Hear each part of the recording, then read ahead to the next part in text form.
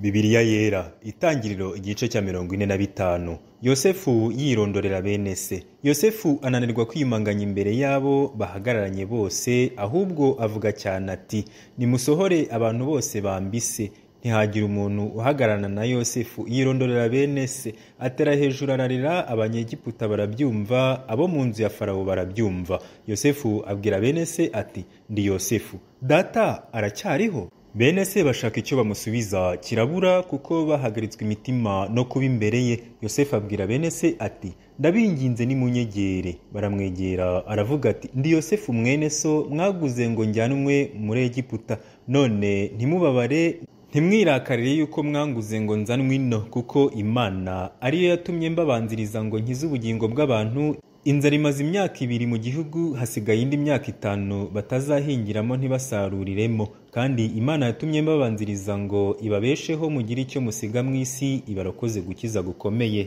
Nuko none si mwe mwanyohereje ino, ahubwo ni Imana, kandi yangize nka se wa Farawo n'umutegeka w'urugo rwe rwose n'umutware w'igihugu cya Egiputa cyose. Nimwihute muzamuke mujye kuri data mumubwire muti umwana wawe Yosefu ngo tukubwire yuko Imana yamugize umutware wa Egiputa hose. Manuka umusange ntutinde, kandi uzatura mu gihugu cy'i Gosheni, umube bugufi wowe n'abana bawe n'abuzukuru bawe n'imikumbi yawe n'amashyo yawe n'ibyo ufite byose. Kandi ngo azakugerererayo, kuko hasigaye imyaka 5 y'inzara, we gukenana n'inzu yawe n'ibyo ufite byose. Kandi murirebera na mwene mama Benyamini arirebera yuko ari byo byikuriye mu kanwa. Kandi muzabwire data icyubahiro cyanjye cyose mfite muri Egiputa, muzamubwire ibyo mwabonye byose, kandi muzatebutse data mumuzane ino. Yosefu ahobera mwene nyina Benyamini, begamiranya amajosi ararira. Benyamini aririra ku ijosi rya Yosefu, asoma bene se bose abaririraho. Nyuma bene se baganira nawe. Farawo na Yosefu batumira Yakobo. Inkuru y'ibyo igera kwa Farawo yuko bene se wa Yosefu baje, binezeza Farawo n'abagaragu be cyane. Farawo abwira Yosefu ati